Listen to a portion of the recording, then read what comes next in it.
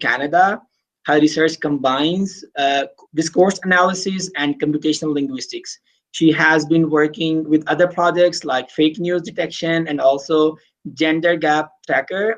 She's also a director of Discourse Processing Lab at Simon Fraser University. So once again, we are very thankful to you that you accepted our request, and you may start now. Thank you so much, Maas, and thank you to the organizers for a wonderfully organized Congress with like so many platforms and so many ways of connecting.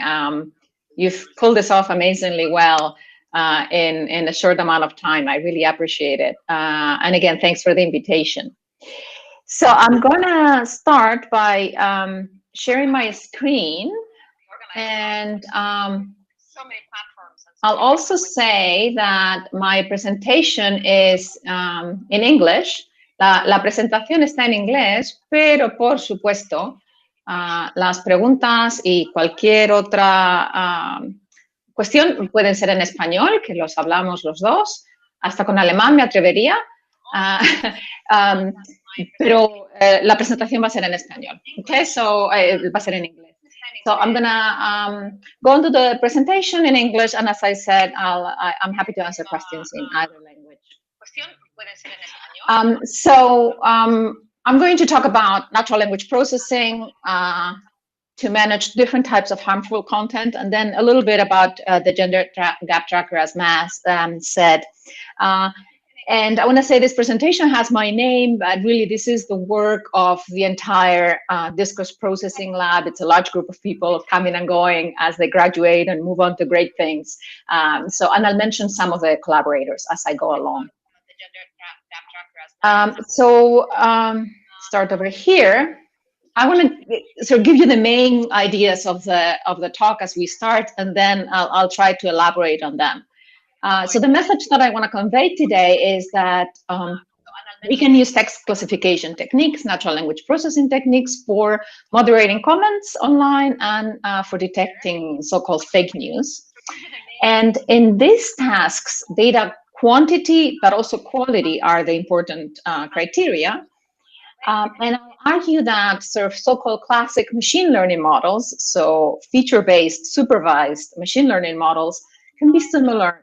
Deep learning models can produce similar results in small data situations, with the advantage that you can control better the features that are included, right? Because I think there are aspects of NLP that require knowledge, that need domain expertise and knowledge of the data. So just a little bit of the Discourse Processing Lab as a view. I am in beautiful Vancouver, Canada, and we have a quite diverse lab. We are in the Department of Linguistics, and we look at discourse from a corpus point of view and a computational point of view. I've done a lot of work on rhetorical relations among propositions in discourse from a theoretical point of view, also for applications like summarization, for instance. And I've done a lot of work on sentiment analysis, looking at reviews and looking at how we can extract information, how we can extract sentiment from those reviews. But in the last few years, we have focused in news in particular and in social media texts. So looking at opinion articles, looking at comments posted in response to news, reviews, and fake news. So I'm going to talk more about that recent work on social media language. Three main projects, as I said, managing comments, managing misinformation, and then I'll talk a little bit about the gender gap tracker. So those are the three main parts of the talk. Let's start with comments. I'm sure you've all experienced this. You read a newspaper article, and at the bottom there are the reader's comments. So I'm going to give you a couple of comments that were posted in response to this article after the last U.S. election, the 2016 election. The writer, Marie Henine, said, "Thank you, Hillary. Now women know retreat is not an option." That was, the whole text of the article. I'm not going to share, but I'm going to share with you two comments that were posted in response to this article. And hopefully you can read them, but I'll read them out loud. There's one on the left on a sort of more orangey color that says, I have 3 daughters, and I told them that Mrs. Clinton lost because she did not have a platform. The only message that I got from her was that Mr. Trump is not fit to be in office, that she wanted to be the first female president. I honestly believe that she lost because she offered no hope or direction to the average American. Mr. Trump, with all his shortcomings, at least offered change and some hope. That's first comment. Second comment in blue.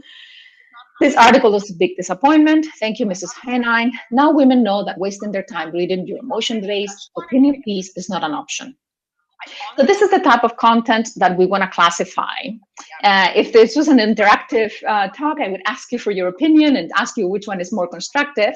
But I've shown these comments to different people and different audiences, and most people agree that the one on the left, the orange one, is more constructive in the sense that it contributes to the conversation. It offers an opinion, but it's an opinion that is sort of moderated. It's an opinion that is not necessarily bad, right? I honestly believe you may agree or not disagree, but the person offers what they say is an honest opinion. Whereas the second one, it's more mocking the title of the article, right?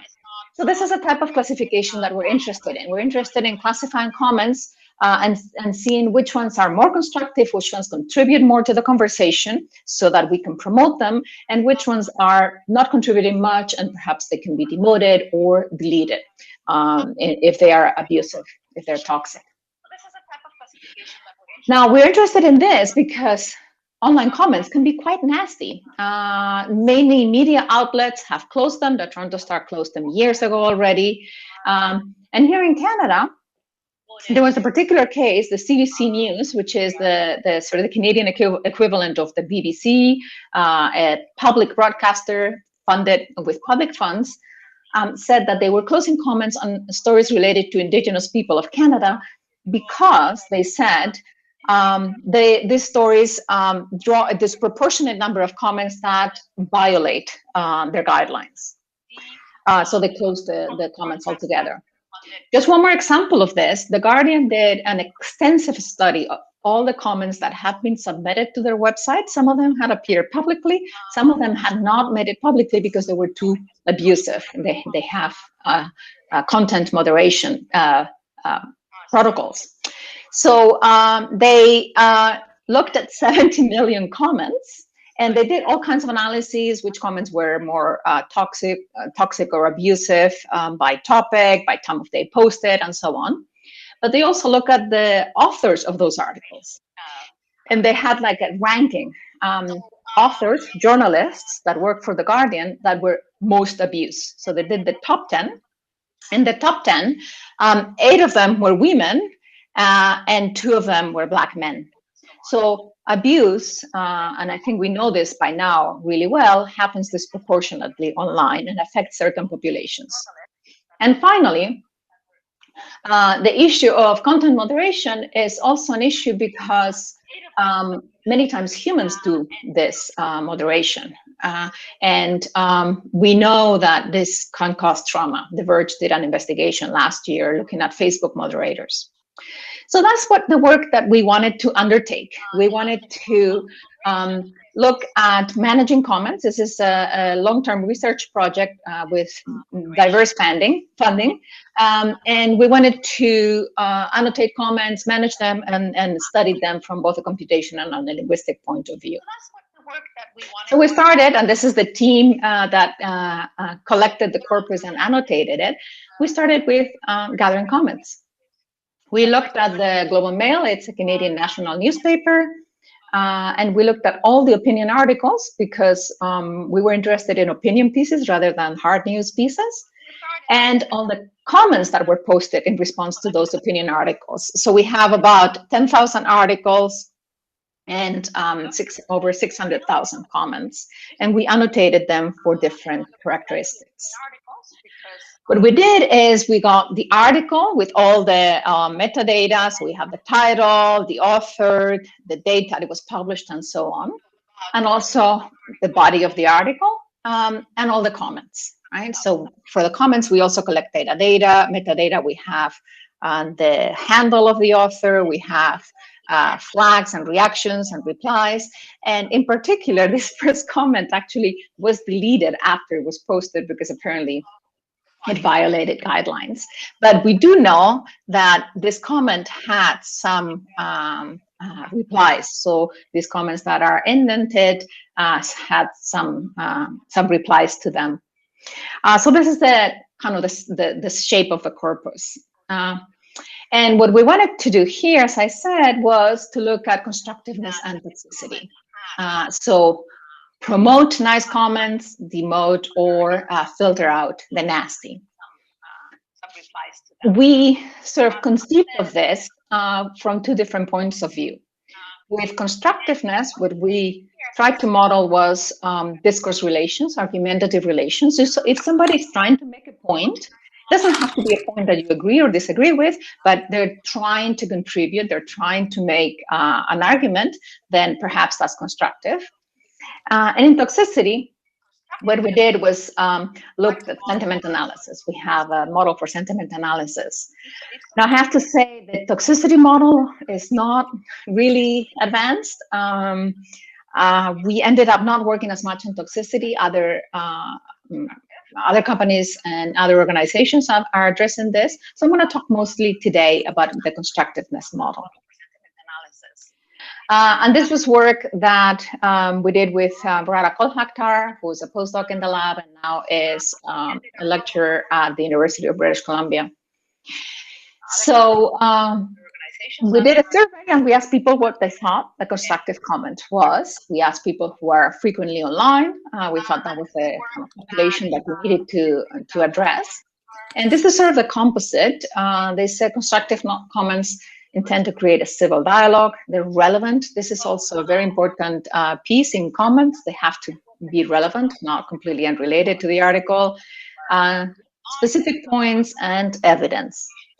So with that, we thought about how to find instances of constructive language. This is a challenge because this is more than just searching for keywords like you do sometimes with sentiment analysis. You can get a lot just with looking at positive and negative words. This is something else. It's a discourse phenomenon in context. We didn't have annotated data. And one of the biggest problems we had to deal with was sarcasm. Sarcastic comments are often considered not constructive. So, you get comments that, in an article related to the NDP, which is one of the national parties, their proposal for a national daycare plan, somebody said, wow, great idea. All we need to do now is to start planting those money trees and everything will be okay. Definitely sarcastic, but really hard to find that just from looking at keywords. So, we thought of modeling constructiveness in two different ways. One, sort of classic machine learning, supervised machine learning with features. We use support vector machines. And the other one, using deep learning with bidirectional LSTMs. Most of this work was done in 2016, 17. So this LSTMs were, the best thing at that point. And that's the deep learning model that we used. In terms of features for supervised model, we used some linguistic features. And this is where I think that domain knowledge is important and linguistic knowledge is important. So we looked at argumentative discourse relations from rhetorical structure theory. We looked at stance adverbials. And the example that I gave you earlier, the person said, I honestly believe. So that honestly indicates that they're expressing an opinion, and that is usually considered to be constructive. And a lot of the other things that we have there are about trying to build an argument, like reasoning verbs, root clauses, abstract nouns. And we also did general text level features. Now, for both the SVM and the LSTM model, we needed training examples. So for positive training examples, we used the New York Times picks. We collected 15,000 examples of comments from the New York Times that the New York Times has selected as good comments. This was done manually for a long time, and now it's been done automatically by a system developed by Jigsaw, a Google company. So these are the good comments. For bad comments, so that is non-constructive comments, we had 16,000, or sort of more or less the same amount, from a corpus, the Yahoo News annotated comment corpus. And of course, we needed test examples. We needed to know if the system performed well. So we selected 10 articles from a data set and annotated about 1,000 comments. And this was annotation done in Crowdflower, which was then Figure 8, which I think is now Appen. We gave crowdsourcing annotators the article, the text of the comment, and then we asked them if the comment is constructive or not. So this is our test sample. Let me give you the results. The results in general, if we just look at the test accuracy, with a baseline of about 50%, we know that we can, identify constructiveness, that is possible. We know that New York Times picks are good models. And at the time we thought, well, it looks like we're in an 80-20 situation where we've done, quite a bit of effort, but you can say 20% of the effort. But 20% of the effort gave us 80% of the results. And what is going to be hard is to get that extra 20% accuracy. And that's where I think we need more information. The association with argumentation features was good. So it looks like those features are good features. So I'll tell you where we are now. Where we are is with, that extra 20% accuracy. We want to be as accurate as possible. We needed a lot more data. So we did a really large annotation effort in collaboration with Jigsaw, which is a Google company. They have a content moderation platform. And we annotated many more comments, 12,000. But in this case, we asked for specific details because we know these things are characteristics of constructive comments. Does it contribute? Does it provide opinion, sarcastic, provocative, and so on? And the annotation experiment is very similar. We asked people to read the article and, we asked them, does it have constructive, does it have non-constructive characteristics? In this large data set, what we found is that about 50% of the comments that we gave people were constructive, 41% non-constructive, and there was a set where people couldn't reach good consensus, good agreement. Now we analyzed them. We looked at whether the characteristics were predictive of constructiveness. And we found that yes, constructive characteristics usually indicate that the comments are constructive, and non-constructive characteristics here indicate that the comments are non-constructive. Some good predictors are dialogue. So if a comment tries to promote dialogue, is constructive, and non-relevant. So this is really interesting, right? What really seems to be a problem with comments is that they have nothing to do with the story or with the discussion so far. So that's what leads to a non-constructive comment. I'm going to skip this agreement with the commenter, but basically the idea is that whether the annotator agreed with the opinion or not was not relevant. That it didn't mean that they label a comment constructive because they agreed with it, which was a worry we had. So with this new data set, we did new modeling experiments, SVMs, bidirectional LSTMs, and this was a little later. This was, I think, we started 2018, early 2018. So we used CNNs. This is also pre-BERT, if you know the BERT model, the deep learning architecture. So we did a bunch of domain adaptation experiments, length experiments, because length seems to be a predictor. And it looks like using CNNs addresses that issue. The paper is coming up next year in the journal First Monday, but it's available in archive. So let me sort of close this section about content moderation by saying that what we think is crucial is obtaining good quality data. And that is very hard to do for large-scale annotation of the type that we need in solid machine learning, whether it's deep learning or classical machine learning.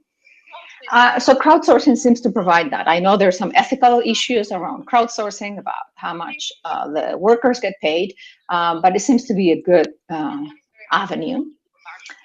We need quality, we need also quantity. And what we have found is that this notion of constructiveness is complex, but it seems to depend on argumentation and text quality features.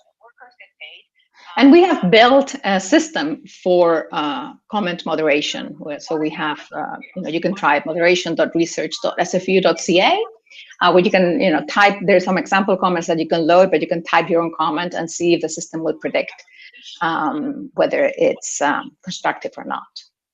And we have built. Okay, so this is where we are. Moderation. So we have, you can try moderation.research.sfu.ca. I've talked about managing comments, and next I want to talk about managing misinformation. So that's sort of the next section. Okay,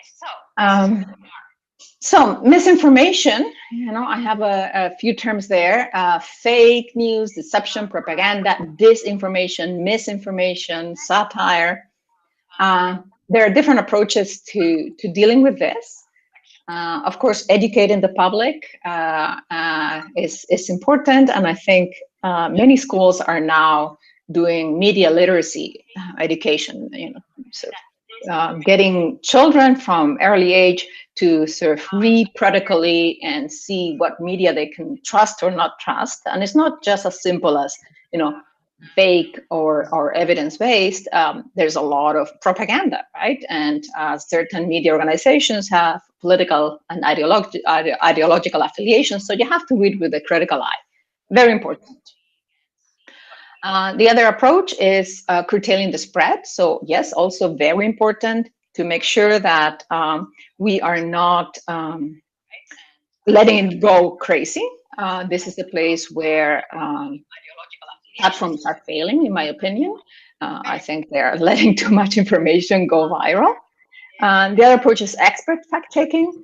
With many of the stories, in particular health-related stories, you need experts to check them. I don't know if, a clinical trial was done soundly or not. I don't have enough expertise, right? So expert fact-checking. But the piece where I think we come in is automatic fact-checking. That's where natural language processing can do a lot of good.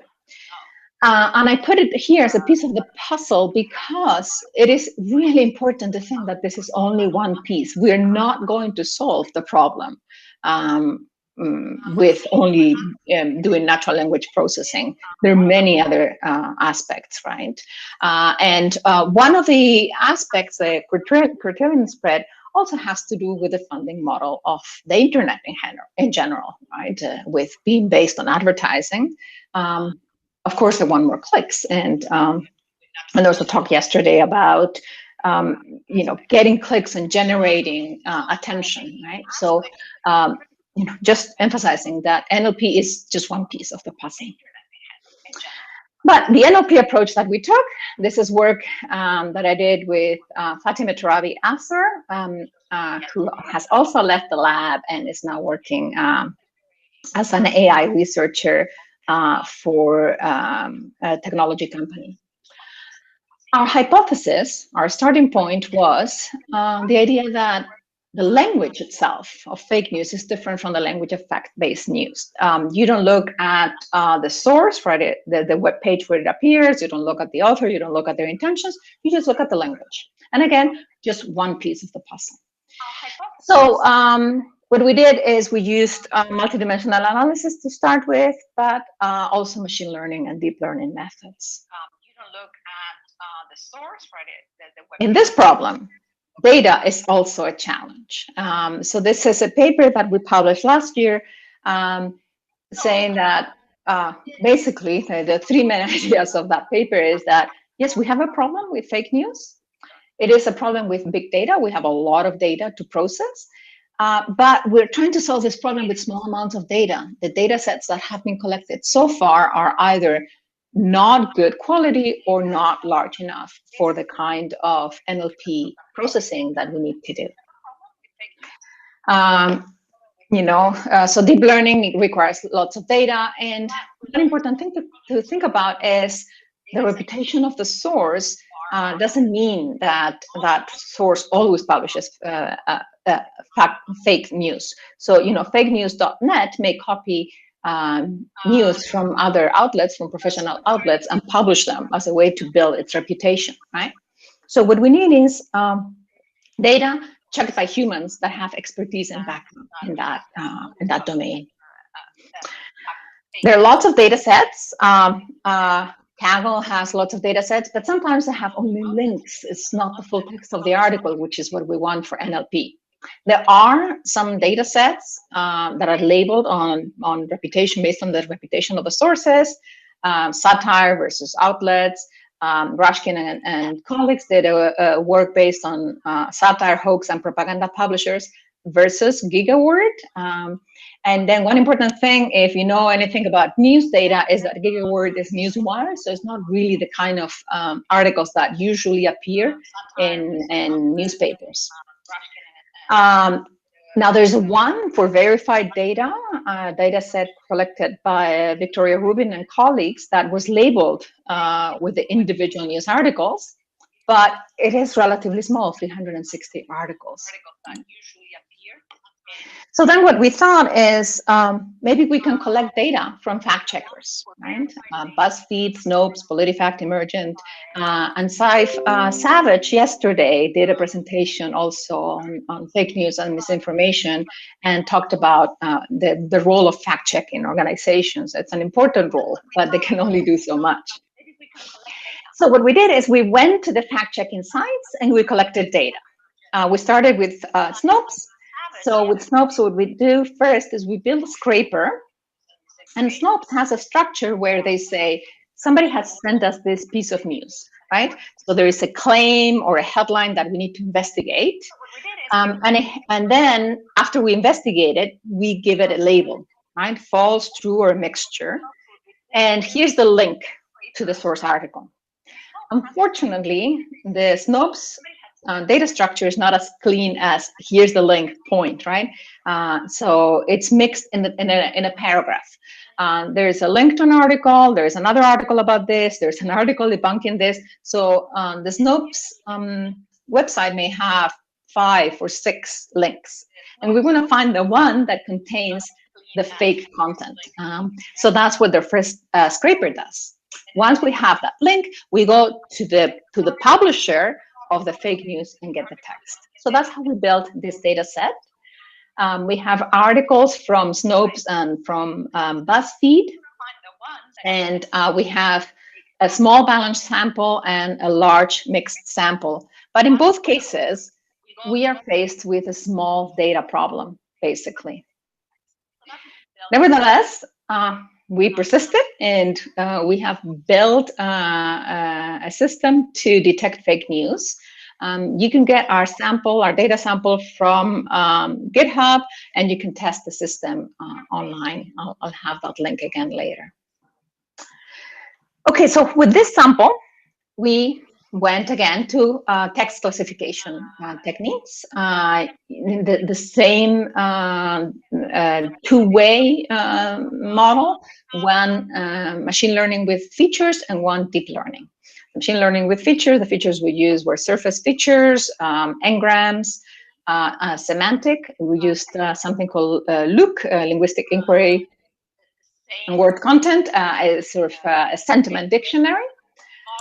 Syntactic features, and also readability.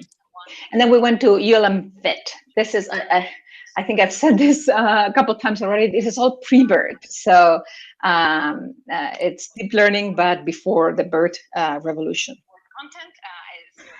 What did we find? Well, it looks like the distinguishing features in the feature-based system are semantic. So fake news has more negative words, And we found that adverbs are kind of interesting, and this is something that we're going to explore more. Some look features, some features of the semantic content, and text features. Interestingly, I think these are the most interesting features, the text features. It looks like fake news tend to be shorter, and they tend to be based on one topic. If you are experienced with news articles, they start with a broad description of what's happening and then more detail, whereas fake news tend to elaborate on the same topic. And then what I found interesting is that they seem to have fewer apostrophes, and the punctuation is different, perhaps because they try to imitate a more formal writing style, whereas newspapers actually have gone to an informal style. And this is something that we want to investigate further. I'm just going to give you a little bit of a flavor of what we found in terms of statistical results. So we have different test data, and we have a baseline. So the result that we found when we're training on our data set and test on BuzzFeed, Snopes, and another data set by Victoria Perez Rosas and colleagues, is that there seems to be a domain bias, right? And a fake bias. But the main result, I think, is that SVMs seem to do surprisingly well, right? So we have, for instance, in this table, the SVMs do better, most of them, than the ULM fit. So when we have select features, we have better performance. We also found that the topic distribution is very important. We have a mixed sample, so we need a broader set of topics and more data, basically. But I think the take-home message here is that feature-based systems seem to do well when you don't have a lot of data, because you know the data set and you know the domain, then you can sort of guide the system with features. And that is not a bad thing. If you have knowledge, why not use it, right? So guiding, and I think maybe attention is a form of guiding as well in the newest models. And then, ULM fit seems to suffer from small data size. We love to collect more data, reliably labeled data. So, I always say, give me your fake news. If you have any data set, if you large or small, we'd like to expand our data set. Okay, so to close the fake news piece of the talk, what I like to say is, in fake news as well, data quality and quantity are extremely important. You may think that fake news is everywhere and you're exposed all the time, but individually labeled articles that are reliably labeled are hard to find, in fact. Scraping fact-checking websites was time-consuming. It took us a long time to build that Snopes scraper, and we still had to validate and check manually many of the links. Again, like with the comment moderation, feature-based classification may be the way to go in small data situations. But we need to be careful with topic distribution, especially with a large domain like news that may discuss many different topics. As with the moderation, we also have a website to test fake news. It's fakenews.research.sfu.ca. You can type in your text and see what the system says. And definitely it's not foolproof, but it's always fun to test. Okay, so this is where we're at. Bit of water.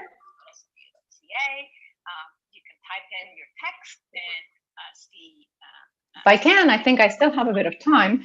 If I can, I'd like to discuss the gender gap tracker. So this is not necessarily a text classification task, but it's a project that we're quite proud of, and I'd like to sort of tell the world about it. So the gender gap tracker is also teamwork. This is just a sample of the people involved. There have been a number of people over the years. We've been working on it for a bit over 2 years now.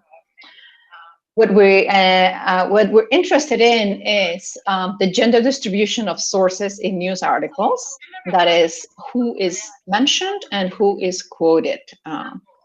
And we're doing this in collaboration with a nonprofit called Informed Opinions. And Informed Opinions wants to increase the gender balance in news articles. It wants to make sure that we cite more women and we quote more women than we do. Is mentioned and who is quoted. This is the dashboard, the website. The main public website is gendergaptracker.informedopinions.org. And this is the kind of statistics that you can find. You have 7 mainstream Canadian news outlets. The Globe and Mail is the one that we used for our comments. It's one of the national outlets, but we also have CBC News and a few other.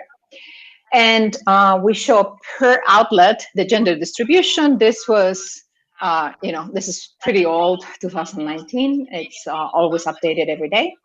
But you can see that the blue bars are always larger. And this donut chart is the aggregate. So in June 2019, we have 74% male voices represented. Why did we do the gender gap tracker? Why did we build this automated tool? Well, Informed Opinions did a study in 2015, manual study, and found that women were only 29% of the sources. And, they excluded the sports section because they knew the answer there was that it's a lot of men being quoted. The Global Media Monitoring Project, the website is whomakesthenews.org, has been doing this for over 20 years now. I think they may have the 2020 results already. I have to double check. But in 1995, 17% of the people mentioned and quoted in news were women. 2015 is a little better, 24%. But at this rate, it would take 70 years to reach parity, which is, a true reflection of the number of women in the world. So we wanted to speed that up a little bit. Why does this matter? Well, number one, the idea is if you cannot see her, you cannot become her, right? If you look, Google company CEO, I actually had to go to Bing because Google was giving me women, so that actually is good. But the perception is that all the people you hear, all the politicians you hear, for instance, are male, then there's no space for women. There was a session just before this one in the Congress about women in science. And part of it is if there's no visibility, young women and girls do not think I can be a professor or a scientist or a CEO. The other thing is that it looks like what we call the say gap, how many times you hear from women, leads to a pay gap, or maybe the other way around. But basically, we know there is a pay gap in the world, and pretty much every country studied, women make less than men. And we don't think that's okay, right? And part of it has to do with visibility. And the other reason is diversity of opinion. This is a word cloud of words that appear in op-eds by women that were not in op-eds, in opinion pieces by men. So, pretty basic concepts like safety and child and female and violence and culture are absent or less frequent when we hear only from men. So this is the motivation. I'll sort of speed through. I want to leave some time for questions. The way we do it is big data analysis. We scrape the content. We save it to a database with all the metadata, and then we process this. We do named entity recognition.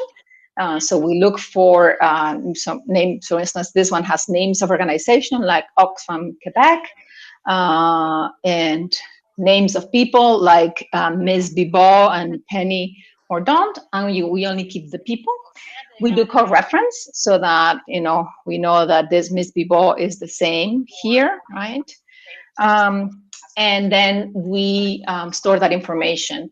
And I want to say here, and I want to thank the people who create and share open source software. This is all SPACY. Our named entity recognition is based on SPACY models that are updated regularly and that, that are just really high quality for English. We've tried with other languages and it's not as good. And then what we do is we extract the quotes once we have the people. So different quotes, reported speech of the type, Prime Minister Malcolm Turnbull, this is Australia, said on Thursday that, so this piece is reported speech. There's also the direct speech, right? So the one in quotes. And this is also what we call floating quotes, where the person saying that quote is not in the same sentence, but it's the person right before. So we extract all of this with dependency parsing, also from SPACY. And then we look up the gender of the speaker. Mostly now we do it based on names. We have a cache, and we also go to online services. I also want to say that gender right now is pretty binary. We have male, female, we have some unknowns, and I want to acknowledge that, of course, gender is not absolutely binary. We're relying on large-scale gender analyses that tend to be one or the other. We do this every 24 hours, so scraping for reference, for extraction, gender ID, and then we publish it on the website. We have 800,000 articles until September. I think we're surpassed the 1 million. We're collecting French articles, but we haven't done the NLP analysis for French yet. So we're doing this as a sort of public outreach and education piece, but we're also interested in some research issues about the relationship between author gender and people quoted, about in-house versus newswire content, editorial, and so on. We've also done some work on the relationship between topics and people quoted. So this is our other website. This is a research-based website. It's public, anyone can access it, but it's not as simple and educational. And this is our topic analysis. So from the 7 outlets, the ones with red squares are the ones that have female prominence, so more women quoted. And you can look at the topics, and they are sadly not surprising. This is for November 2020.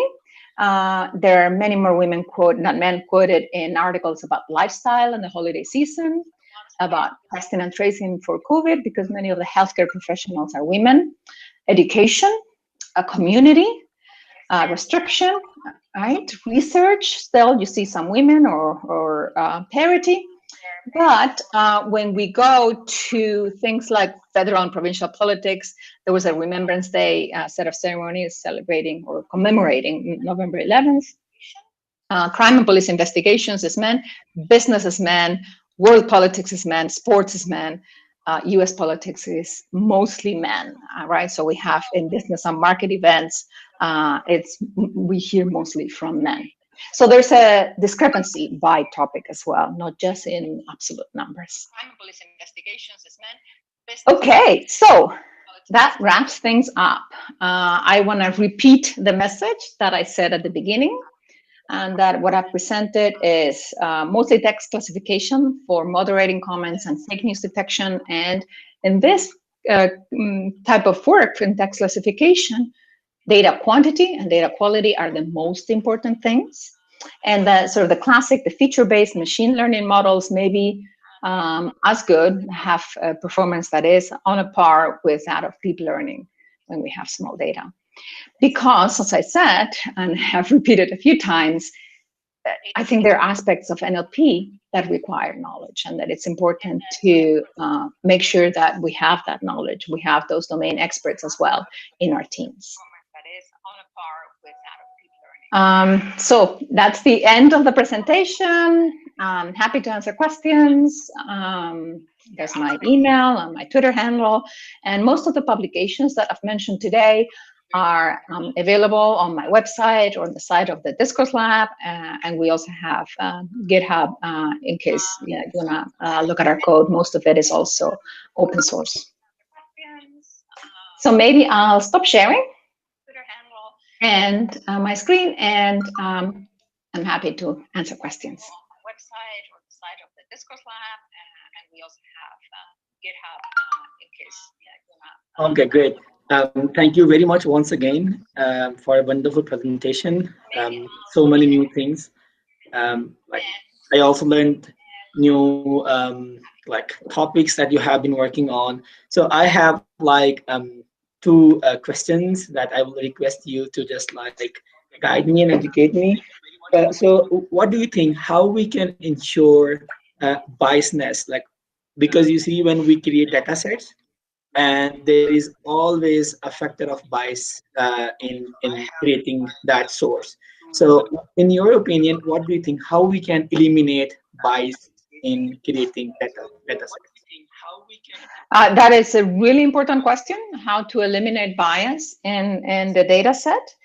The first step is being aware that they are there. The first step is to think, well, whatever text we collect has the biases that we humans have put into it, because language is a product of our minds, and biases exist. And especially if we just, if we collect at random, right? If we say, oh, I'm just going to collect news stories at random, well, you have to be aware that only about a quarter of the quotes and the people mentioned in those stories are going to be women. So that's already an inherent bias. That is just the way the world is. It's not necessarily the way that we want it to be. So I think, again, the really important thing is what are the biases? How can they affect what I'm trying to do? And then there's lots of really excellent work on how to mitigate it. So for instance, in toxicity detection, we know that who annotates the data. So if you have a data set of tweets that you're annotating for toxicity, the lived experiences of the annotators are also important in how they perceive that and how they label it. Now, so I have a straightforward answer for how to mitigate bias, but the first step is to be educated on what kinds of biases your data may have. Okay, great. You also mentioned like you use surface features. May you please like guide me about what are these features? So basic text features, length of the text, type token ratio, right? So how many types of words versus instances of those words there are. TF-IDF is surprisingly useful in many of the text classification techniques. It's a method that is probably 50 years old, but it's still useful.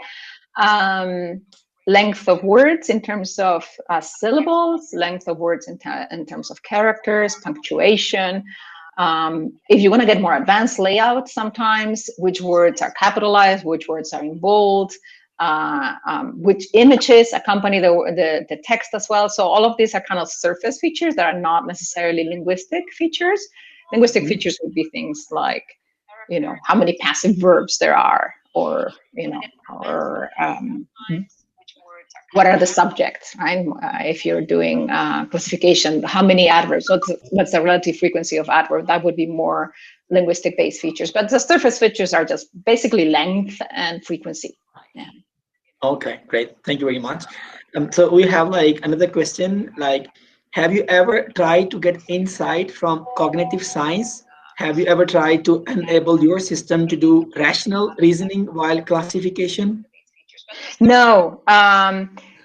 So I don't know about the rational classification, but for instance, in fake news, there's really good research in how cognitive biases affect the way we see news. There's great research. Stephen Lewandowski, for instance, has a little handbook, which I think the title is the debunking misinformation handbook.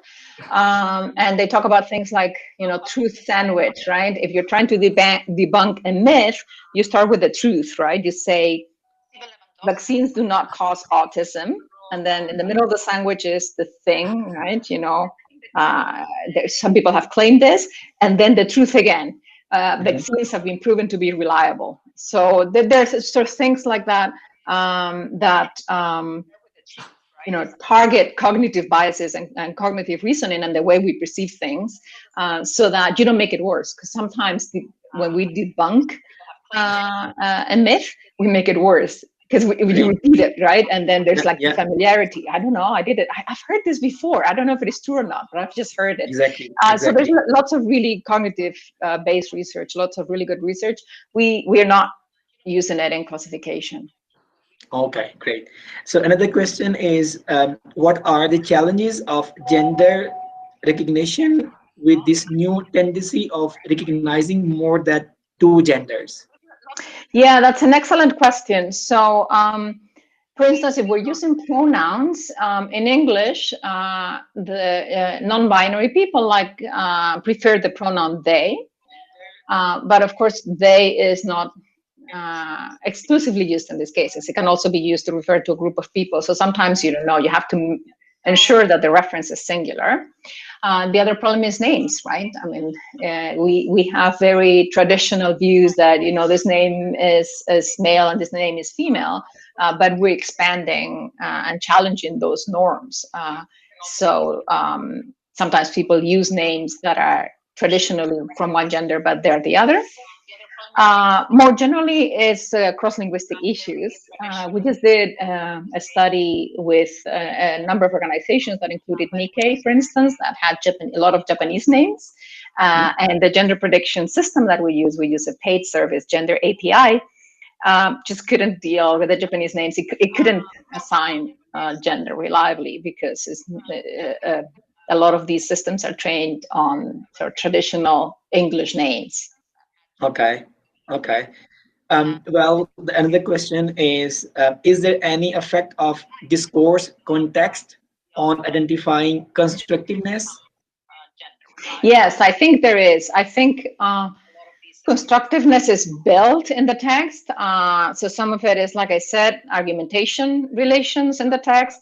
So relations such as contrast or concession indicate that you're trying to build an argument. You say, you may think this, but I disagree, right? So you're trying to acknowledge that there's another point of view. So that's a concession relation. So the context and the discourse are very important in constructiveness, and that's why they're very challenging for NLP. Great. The part of the same question is, do you see any opportunity for a fine-grained classification of constructiveness? Yeah, so we've tried to classify by, does this comment from a dialogue? Does it contain a personal story? Does it contain opinion? It just gets more difficult, right? The more fine-grained the classification is, the more chances of getting it wrong. Great, perfect. You also mentioned, so this is another question. So you mentioned you have been using machine learning and deep learning models, especially you mentioned pre-BERT. So the question is, do you think using transfer learning based models, let's say BERT, can improve the performance of this task? Probably. We haven't been doing so much. So in the last year or so, we've been working on the gender gap tracker, which is not machine learning or deep learning based. So that's why we haven't done so many experiments. So probably BERT will do better, but BERT will not take away from the need to have good data. You still need to be careful with the data you feed it. Exactly. Naturally, as many people, I'm sure, in the audience know. Okay, so another question is, for the characteristics, do you consider stop words or removal of them, from your data? Yes. So in all the projects that I've mentioned, we do stop word removal. Now, the interesting thing is that that is different in each case. So, for instance, in the comments, we didn't remove mentions, right? So the mention of somebody, because that kind of indicates a dialogue. In the news articles, we remove that because often they're just the handles of the journalist publishing the story. So in that case, those are considered stop words. And in the news articles, we also removed a few other things that were sort of more characteristic of news articles. And that's another place, actually, it's a really good question. Stop words is another area where you need domain knowledge. There are lists of stop words out there, but you have to curate them a little bit. So we did this with the topic modeling. We run it repeatedly. And when we found words that were like, oh, this word is repeated across 5 different topics, that just means it's not significant, then we removed it. Okay, perfect. So basically, in other words, we can say sometimes stop words can help us to identify, like let's say fake news, but sometimes it cannot help us to get more accurate results in another problem. Yeah, so I think stop words are almost always necessary. Which stop words you use is different by problem, right? Okay. Okay, so I think we don't have any more questions. I think the last question, like we are like receiving, and then probably like we can end the session. So in the meantime, I can like I'm receiving that question, but in the meantime, I can also, in your opinion, fake news cannot be solved only by checking linguistically. So we cannot simply solve that problem. So there are many other parts of the puzzles that we have to somehow concatenate to address the whole problem. So you see, so in your opinion, like what do you think how the language generation models such as GPT-2, 3 can, whether they are going to make this problem even more difficult or they are going to make this problem even less complicated? I don't see GPT-2 or 3 contributing to solving the fake news problem. In fact, some people may use them to generate fake news. I think the only good news is that you can probably learn to recognize GPT-3 text. It's got certain characteristics and discard it as automatically generated text. And there's also lots of good research in the bot language, right? It's after a while, after seeing it a while, you recognize some of its characteristics. But if anything, I think it may help. It may contribute to the problem. It may help create more bad text. Okay, great. So we have a last question of this talk, and the question is there a moderating effect of the characteristics of the news article, for example, bias and multimodality, on the constructiveness of the comments they attract? Yeah, so we didn't do as much research by topic or type of article, but other research has shown that the type of article has an effect, the topic being discussed. So the research I mentioned by The Guardian, unsurprisingly, they found that articles about the Israel-Palestine conflict generated a lot of toxic comments. The writer of the article has an effect. But I think the art may also have the type of images that are shown with the article may also have an effect. Okay, great. So once again, thank you so much for your precious time. A wonderful talk. I'm sure audience and I personally learned so many new things, and it was a wonderful presentation. Once again, thank you so again much for the for your invitation. time. And I'm happy to receive other comments via email or Twitter or any other channels. Okay, perfect. Thank you very much once again. So we are just ending like the broadcasting online.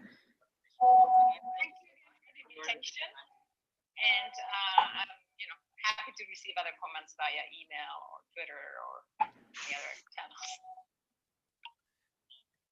Okay, perfect. Thank you very much once again. So we are just ending like the broadcasting online.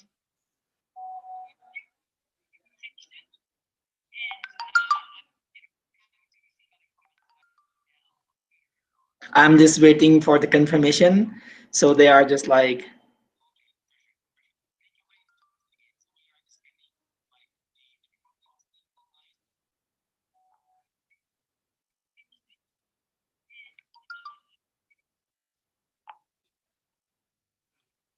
I'm just waiting.